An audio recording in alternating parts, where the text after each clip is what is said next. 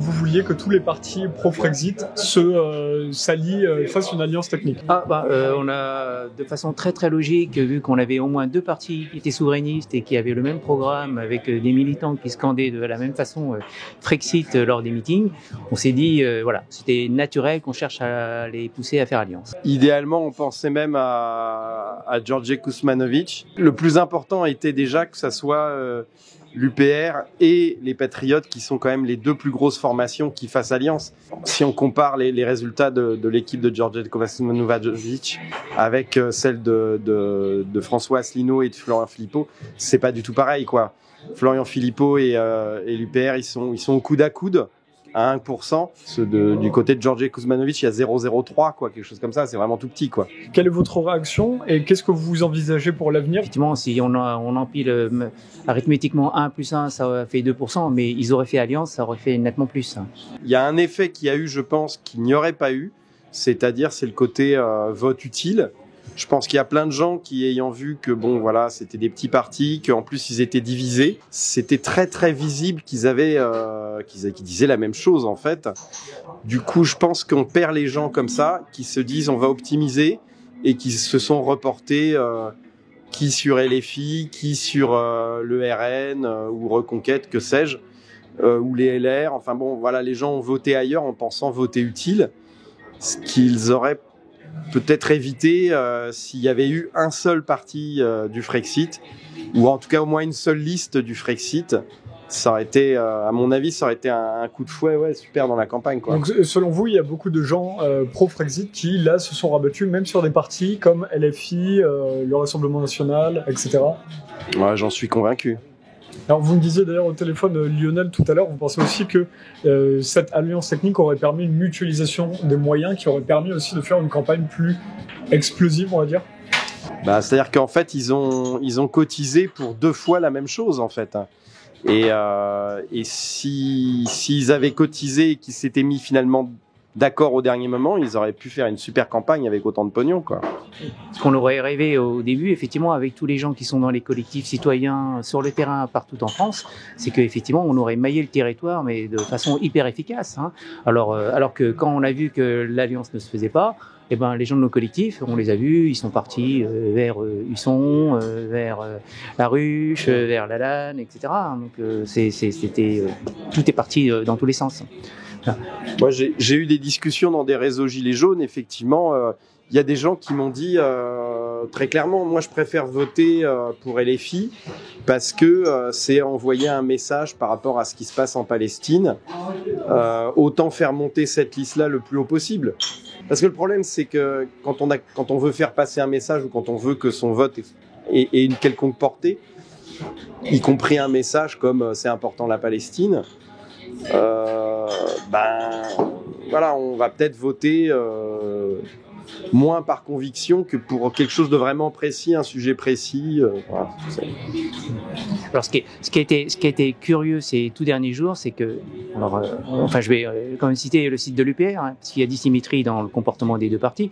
Ils ont mis 12 pages sur leur site pour raconter par le menu toutes les aventures de la compétition entre UPR et Patriotes. Alors, c'était à 2 jours du scrutin, on se demandait pourquoi ils avaient trouvé l'énergie et le temps de se focaliser là-dessus. Et on voit le résultat que ça a donné, hein.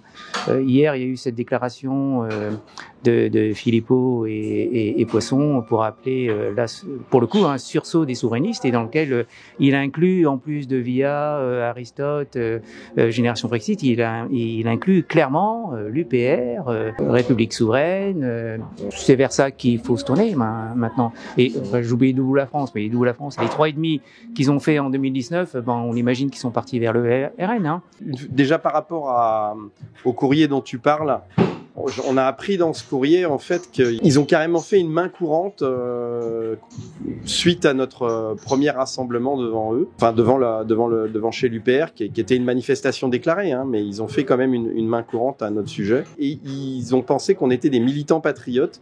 Donc il y a un truc complètement dithyrambique sur sur les patriotes qui parlent aussi de toutes sortes de personnes qui sont dans les médias. Ils ont donc une main courante, c'est quasiment, ils ont presque porté plainte en pensant que vous étiez venu saboter finalement leur campagne. Alors que vous affirmez, vous étiez venu pour essayer justement de les faire. Oui, puis on n'a rien à voir. Enfin, ça, première chose. Et puis deuxième chose que je voulais dire qui me paraît très importante, c'est que alors qu'elle y est d'ailleurs avec une autre chose. Il y a d'abord Debout la France s'est pas présenté parce que il préférait se réserver et notamment se réserver par rapport à une chose qu'il avait étonnamment bien anticipée, hein, Nicolas Dupont-Aignan, c'est la dissolution du Parlement. C'est-à-dire que lui, il pensait qu'effectivement il allait y avoir ça. Moi, j'en ai parlé autour de moi et plein de gens m'ont dit mais non, ça va jamais arriver, etc., etc. Le RN fait régulièrement ce type d'annonce et à chaque fois c'est du bluff. Il s'avère que non, en fait, oui, ça s'est réellement passé comme ça. Et lui, donc, en fait, de ce que j'en sais, il a préparé ses troupes entre guillemets pour cette échéance-là. Et ce qu'il faut savoir, c'est que ça aurait été vraiment génial qu'il s'allie, parce que d'autant plus dans ces perspectives, il suffisait d'avoir un petit pourcent de plus. Là, on était à 2% cumulés l'un plus l'autre. Mais en plus, avec un petit mouvement un petit essor, ils auraient peut-être pu avoir 3%. Du coup, un remboursement et la capacité de réagir. Parce que là, ça va être réagir là en 3 semaines. Je sais pas comment ils vont faire. Hein, ça me paraît. Oui. Alors, par rapport à ce qu'évoque Lionel, si on rappelle ce qui s'est passé il y a 2 ans, au moment des législatives, bon, alors c'était quelque chose qui s'était préparé quand même un peu plus longtemps à l'avance, hein, à savoir une répartition, un accord de non-concurrence entre les Patriotes et Debout la France. Hein. Ils ont fait ça sur 500 circonscriptions. Donc, moi, à ma petite échelle, au niveau des Yvelines, sachant qu'effectivement, il y a une proximité évidente entre les mouvements citoyens où on lutte contre l'oligarchie, et on sait que derrière l'oligarchie, il y a notamment l'Europe. Il y a donc une proximité entre les collectifs qui ont défendu les libertés et puis les partis souverainistes. Hein, et parmi eux, il y a les Patriotes et Debout la France qui se sont illustrés. Hein, chacun à sa façon, l'un à l'hémicycle, l'autre dans les manifs de rue, dans les actions terrain, etc. Et donc, de façon naturelle, il y a 2 ans, il y a eu un rapprochement entre les 3 acteurs, Debout la France, Patriotes et des mouvements citoyens. Moi, j'ai appris au moment des affichages qu'il y avait une amie qui est de Maison Lafitte qui s'est présentée. J'ai vu sa photo en sortant du métro. Elle s'est présentée pour République Souveraine. Bon, on l'aurait su, peut-être qu'on se serait rapproché d'eux. Hein. Donc là, maintenant, ce qui est clair, et d'ailleurs, tu parles d'anticipation, il y a quelques semaines, il y a le référent de Debout la France des Yvelines qui m'a appelé pour me dire, voilà, on commence à se préparer. Voilà, on commence à se préparer à reconnaître les circonscriptions. Voilà, là, dans le schéma A3, Patriotes, Debout la France et citoyens, un mouvement collectif liberté. Hein. Alors, je distingue des mouvements citoyens qui sont, eux, plus embringués sur la démocratie directe. Hein. Mais voilà, c'est quelque chose qui va être relancé, là, et en incluant, alors bien sûr, République Souveraine, et l'UPR idéalement. S'ils veulent, mais idéalement. Voilà. Mais bon, sincèrement, vu le courrier qu'on a découvert, qui a été écrit, qui fait quand même 12 pages, c'est un truc hallucinant, qu'ils ont publié 2 jours avant les élections, quoi. C'est vrai que ça laisse, ça me paraît improbable qu'il y ait effectivement une alliance, y compris dans ces circonstances, et je trouve ça, c'est consternant pour moi. C'est vraiment, c'est à vous dégoûter de vous lever le matin pour autre chose que pour votre boulot, votre famille, et puis basta, le reste du monde, je m'en moque, quoi. Est-ce que, dernière question, justement pour conclure sur les législatives anticipées, suite à l'annonce de la dissolution de l'Assemblée, annoncée par Emmanuel Macron le même jour que pour ce résultat des Européennes 2024, est-ce que vous pensez mettre ce type d'alliance technique, reproduire le même schéma de proposition pour ces législatives ? A priori, hein, ce serait reprendre ce qui a été fait il y a 2 ans en l'élargissant. Alors maintenant, les enjeux ne sont pas les mêmes. Les européennes, il y avait quand même une opportunité extraordinaire d'envoyer 5 députés pendant 5 ans avec des moyens, des assistants, etc.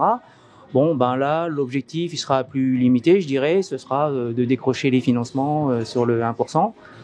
Bon, c'était quand même une motivation il y a 2 ans qui a porté ses fruits parce que un certain nombre de partis, y compris citoyens, ont obtenu les 1%.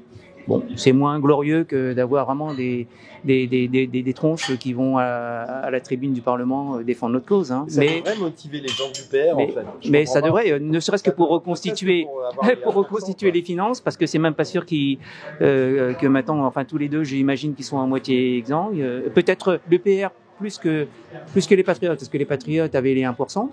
Le PR, ils y sont allés à coups de cagnotte. Je ne sais pas s'il va retourner voir ses militants pour relancer sur les législatives. Franchement, pour moi, si l'UPR se refuse une fois de plus à rejoindre une alliance, si par exemple George Kuzmanovic, voyant les résultats qu'il a obtenus, se rend à la raison et se dit bon ok, vu les circonstances, on y va ensemble. De toute façon, c'est des gens qui vont sur les mêmes plateaux, qui discutent avec les mêmes personnes, qui sont amis en fait avec des gens c'est transversal en fait. Tu disais, t'as une copine, sur le 78 qui s'est présentée sur une de ces listes. Voilà. Ils seront capables de le reproduire a priori. Et donc, si l'UPR refuse une fois de plus de s'allier, pour moi, c'est un parti qui est moribond en fait, qui est moribond. Parce que 1% c'est faisable, mais en s'alliant. Seul, c'est infaisable.